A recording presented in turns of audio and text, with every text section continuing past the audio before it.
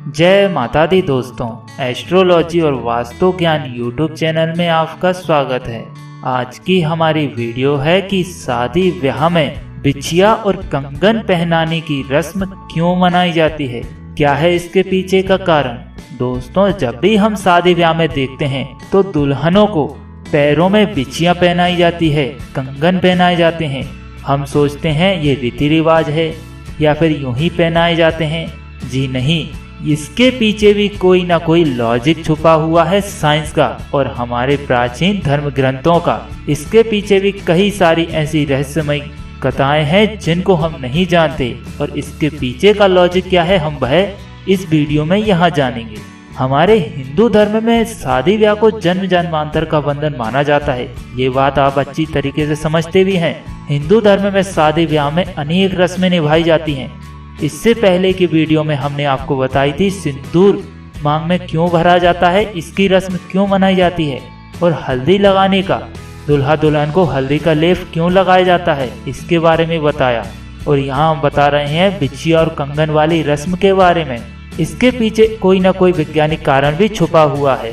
दुनिया भर की शादियों में भारतीय शादी की अपनी अलग चमक दमक होने के कारण और रीति रिवाजों के कारण यह बहुत चर्चित है। शादी के बाद दुल्हन की पहचान उसके हाथ के कंगन की खनक और पैरों में बिछिया की चमक से भी होती है। शादीशुदा होने के बाद बिछिया पहनना बहुत जरूरी माना जाता है। भारतीय रिवाजों के अनुसार जेवर पहनना तो शुभ माना ही जाता है, लेकिन साथ ही इसके पीछे वैज्ञानिक कारण भी होता है।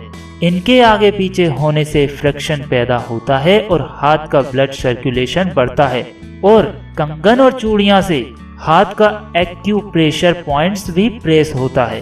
बिछिया चांदी से बनी रिंग है जिसे पैर की उंगली में पहना जाता है और चांदी एक गुण कंडक्टर धातु है जिसकी वजह से यह पृथ्वी से ध्रुवीय ऊर्जा खींचकर हमारे शरीर में पहुंचाती है। और वहीं पैर की दूसरी उंगली की नर्व जिसे नस कहते हैं वह गर्भाशय से जुड़ी होती है और बिछिया पहनने से नर्व ज्यादा एक्टिव रहती है जिससे गर्भाशय हेल्दी रहता है व मासिक चक्र नियमित बना रहता है। और मांग में सिंदूर पड़ने के बाद से शादीशुदा महिलाएं पैर में बिछिया जरूर पहनती हैं। इससे कई तरह के फायदे भी होते हैं उनके लिए, जैसे कि एकदम हेल्दी और फिट बनी रहती है, ज्यादातर बीमार नहीं पड़ती वह, उनका ब्लड सर्कुलेशन चलता रहता है और चाहे कितनी ही सर्दी पड़े चाहे कितनी ही गर्मी क्यों ना पड़े, उनका बॉडी टेम्परेचर अकॉर्डिंग टू मौसम के ऑटोमेटिक ढल जाता है। और भी कई तरह के जैसे कि त्वचा रोग नहीं होते और त्वचा भी निकलती है उनकी, और बोलने चलने का चाल ढाल भी उनका ऑटोमेटिक बदल जाता है। तो दोस्तों, ये कई तरह के ऐसे प्राचीन धर्म से जुड़े हुए रहस्य हैं जिनको धर्म ग्रंथों में बताया गया है और आज की साइंस भी इन्हीं तथ्यों को उजागर करती है।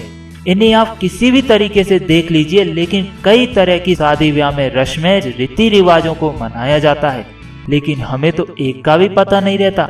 हम तो सोचते हैं सभी करते हैं तो हम भी कर रहे हैं, सभी महिलाओं के लिए बिछिया पहनाई जाती है तो हम भी पहना देते हैं। भाई ऐसा नहीं है। ज्यादातर कोशिश करिए हमारे हिंदू धर्म को समझने के लिए। कई तरह के रीति रिवाज और प्रथाएं होती हैं एक छोटे से छोटे काम में भी, और मैं यहाँ आपके लिए शादी ब्याह से जुड़ी कई सारी ऐसी रोचक कहानियां, रोचक रहस्यमयी कथाएं लेकर आऊंगा जिनसे आप अच्छी तरीके से भली भांति समझ पाएंगे कि किस तरीके से कौन सी रस्म और क्यों निभाई जाती है। और यदि आपके लिए ये रस्म के बारे में समझ में आ गया हो तो इस वीडियो को ज्यादा से ज्यादा शेयर करिए और लाइक करना ना भूलें, ताकि हमारे अन्य मित्र भी इस वीडियो में दी गई जानकारी का पूरा लाभ उठा सकें और हमारी महिलाएं, माताएं, बहनें इस जानकारी को अच्छी तरीके से समझ लें। और आपने अभी तक हमारे चैनल को सब्सक्राइब नहीं किया है तो आपसे बार बार यही अनुरोध करते हैं, हमारे चैनल को जरूर सब्सक्राइब करिए ताकि ऐसी ही रोचक जानकारी आप आसानी के साथ प्राप्त कर सकें। धन्यवाद।